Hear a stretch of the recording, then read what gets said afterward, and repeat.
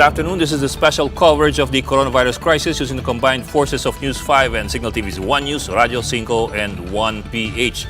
Government employees working during the enhanced community quarantine period will be receiving hazard pay. That's after the President signed Administrative Order 26, which grants them up to 500 pesos for every day they physically reported for work. Contractual employees and those engaged through job orders and similar schemes will also be receiving hazard pay. However, those operating from a work-from-home condition shall not be covered by this incentive. Tinanggay po ng pamahalaan na may nangyayaring VIP treatment sa mga kumukuha ng COVID-19 test kits. Para po bigyan tayo ng update, kasama natin si Maricel Halili live. Maricel, so ano yung totoo doon?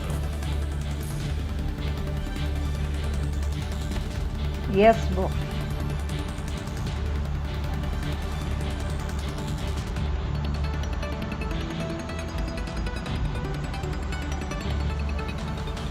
Maricel, can you hear us? Maricel, can you hear us? Yes, Bo. Okay, Maricel. I can hear you. Okay, dun sa controversy, it's become an issue of sorts na supposedly nauna yung mga politicians dun sa testing ng kits, whereas kulang-kulang tayo ng kits. Anong sabi ng Malacanang doon?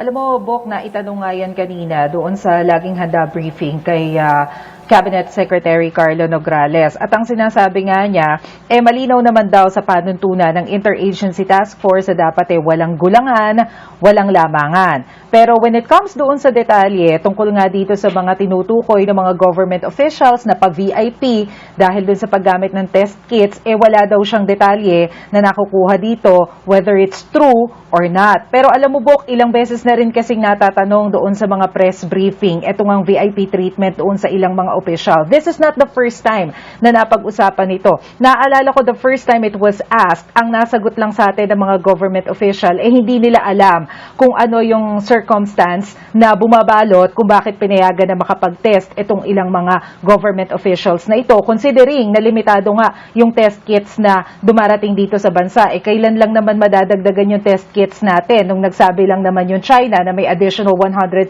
sila na idodonate sa atin, na expected nga this week.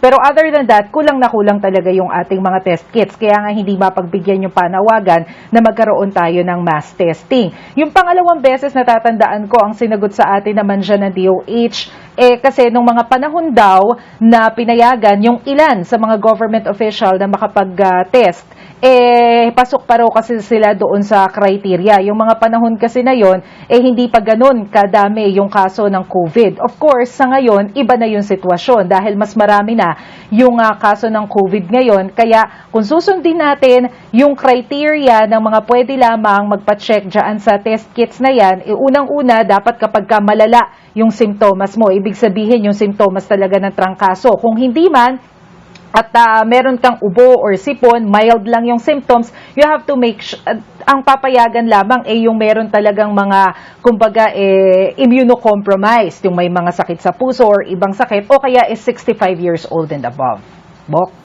Okay, pero Bok, going to the criteria released by the DOH and repeated several times by the Interagency Task Force, yung those up for testing will only include and involve those who have been exposed to somebody who's COVID positive. So may mga pasok doon, granted. They should also be showing symptoms, gaya ng nabanggit mo, showing symptoms which would include, of course, fever and dry cough, among other things. And travel abroad. Pero kasi dun sa listahan na lumalabas, and I'm sure you've heard about this, yung mga listahan na lumalabas, and that's also been confirmed by several officials, yes, some officials who may have been possibly exposed to COVID positive were included, pero tinest na rin pati yung asawa nila, yung mga anak nila, and hindi naman klaro kung sila may symptoms o wala, at hindi naman sila exposed doon sa positive. So that remains, I suppose, that remains a controversy that has not yet been answered very clearly.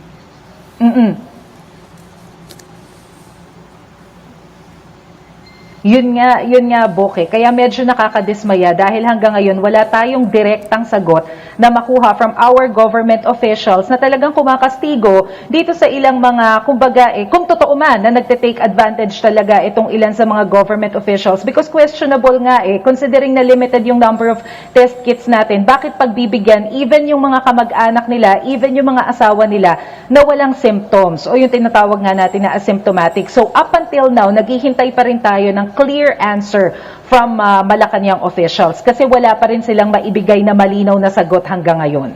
Okay, Mase, punta ako sa ibang bahagi.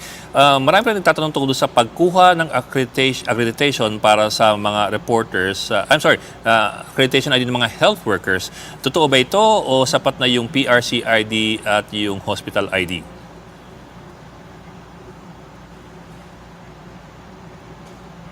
Bok, nilinaw yan kanina ni Secretary Nograles na hindi required ang lahat ng mga doktor, nurses o basta health workers, wala silang kailangang kuning accreditation from the Department of Health. Kasi ang sinasabi nga ni Secretary Nograles, ayaw na nilang dagdagan pa yung burden na dinadala ngayon ng ating mga health workers because as we all know, sila talaga yung frontliners natin at inilalagay na nga sa risk yung kanilang kalusugan para lang matugunan itong problema na ito. Kaya as much as possible, gusto na nilang tulungan itong mga ito para mapagaan yung kanilang dalahin. So, no accreditation required for all health workers. Okay, that's good to know. PRC ID, hospital ID, sapat na yon. Okay, that's good to know. Ngayon, nilinaw ba ni Sec Nograles yung tungkol sa pagsusuot ng mga mask sa mga pamilihan, lalo na yung mga supermarkets, paano kung walang mabiling face mask yung mga namimili?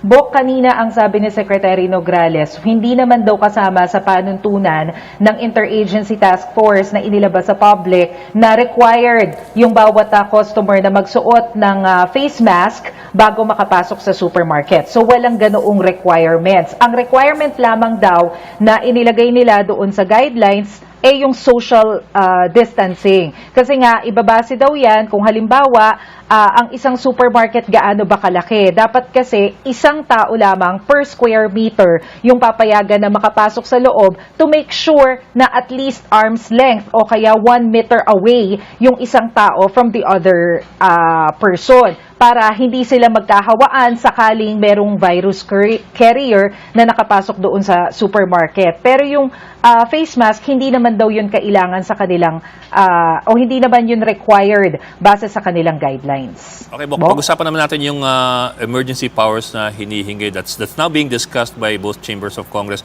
Pero some clarity there kasi si Senate President Soto is insisting na hindi emergency powers yung hinihingi.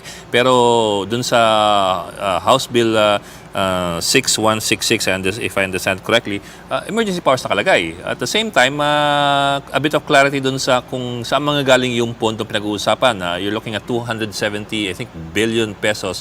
Ang sabi ni Senate President Tito Soto, this will be all or mostly off-budget. Ibig sabihin, hindi galing sa General Appropriations Act, yung 4.1 trillion, primarily daw from the GOCC budgets. Sa Congress naman, parang hindi naman ganun. Parang sinasabi sa Congress na it's flexibility to realign and reapportion appropriations. So, which is which really? What is the palace really asking for?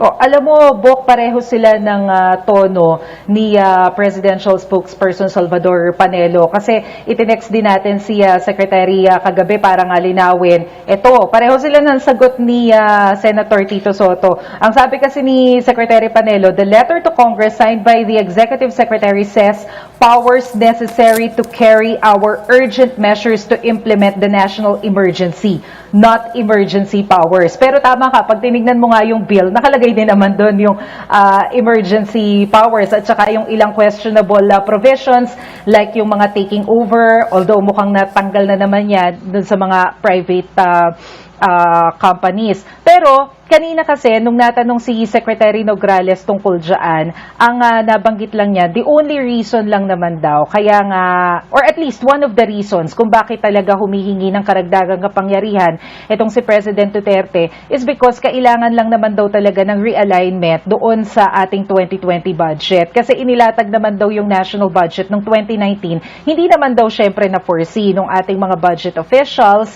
at saka ng mga legislators na magkakaroon ng pandemic ngayong taon na ito. So, kailangan daw kasing magkaroon ng adjustment doon sa mga budget para mas maging madali. Kumbaga, yung procurement at saka yung pagbili ng mga kailangan natin para matugunan itong issue sa COVID-19. Ngayon, when it comes doon sa source ng budget, hindi nagbigay ng detalye si Secretary Nograles kanina dahil lang at saka pati yung ibang mga provisions on the bill, hindi rin nagbigay ng karagdagang information sa Secretary Nograles dahil lang sinasabi nga niya, trabaho naman daw ito ng Congress at dahil ongoing pa yung hearing, ayaw naman daw niyang pangunahan kung ano yung magiging laman ng magiging bill o sakaling mapalusot nga itong hiling ng Malacanang. Okay, one of the controversial provisions there dun sa proposal is yung the option for government to take over control and supervision of even private companies and utilities because of the emergency. Now, I understand na mukhang nagmellow yung Malacanang doon at hindi na private companies and utilities, mukhang limited na lamang doon sa hospitals and clinics, if I'm getting that correct. So is that a final decision? Is that set in stone already na yung takeover will only involve mga ospital na pribado at yung mga clinics na pribado? Hindi nakasama doon yung ibang kumpanya o lahat ng kumpanya as the policy is fit.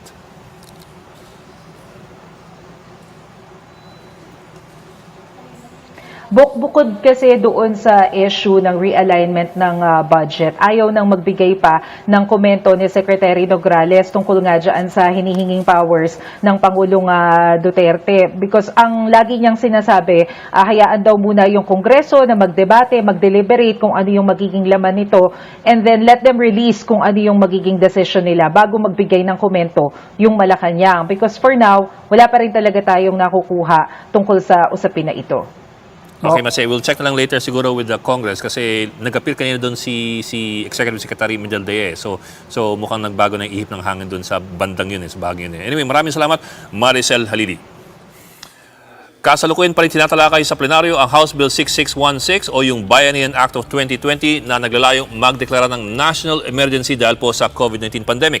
Naipasa na ito sa House Committee of the Whole kaninang umaga, kaya ito po ngayon ay nasa plenaryo. At para pabigyan tayo ng karagdagang detalye tungkol dito, makakasama natin si Marian Enriquez live po mula sa Batasang Pambansa. Marian, ano yung mga hinihiling ng palasyo, yung final nilang hinihingi? Yes, Bok. Ongoing pa nga ngayon yung interpellation dito sa Kamara para nga dito sa Bayanihan Act of 2020. At dito, isa nga dun sa mga probisyon na nilalaman ng panukalang batas ay ang pagbibigay kay Pangulong Duterte ng kapangyarihan para i-direct over itong mga establishment o yung mga private establishments like hospitals, mga hotel, mga medical facilities para gawing quarantine area o kaya ay housing para sa mga health workers. Bagay rin naman na sinabi ni sponsor ng bill na si Congressman El Rey Villafuerte na hindi pag-take over sa mga private hospitals at hotels ang gagawin, kundi itatap lang itong mga private establishments para sakaling lumobo pa yung bilang ng mga nagpositibo, ng mga person under investigation at mga person under monitoring, hindi na rin kakayanin ng mga facilities ay nandito o itatap natin itong mga private establishments na ito. At nilinaw din yan kanina ni Executive Secretary Salvador Medialdea, and I quote, sabi niya, "The power to take over is intended merely as a standby power in the event the crisis reaches its worst, when our most critical institutions are nearing total shutdown and government is left with no choice but to take over these establishments."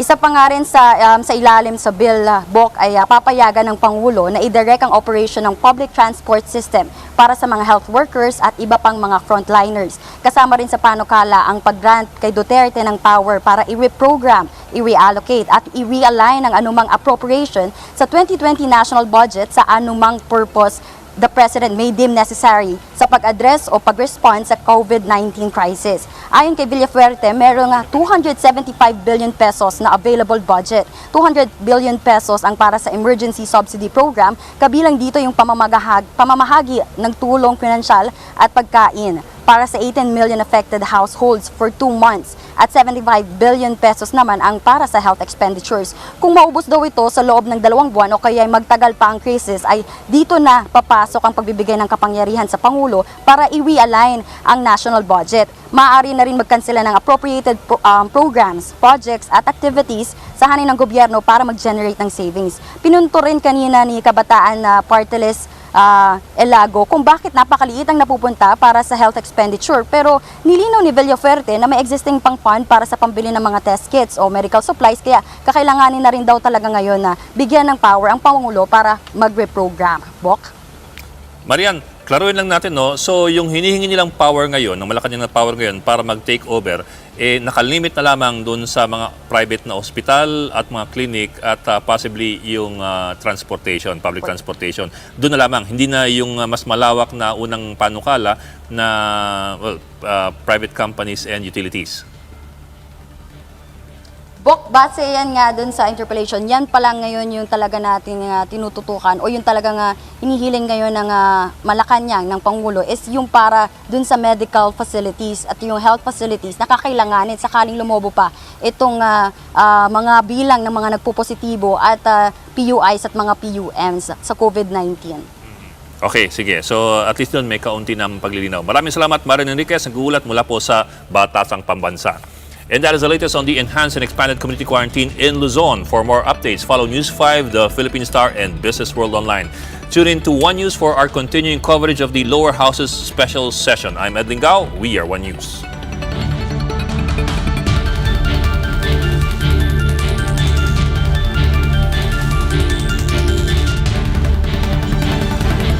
The use of the said private property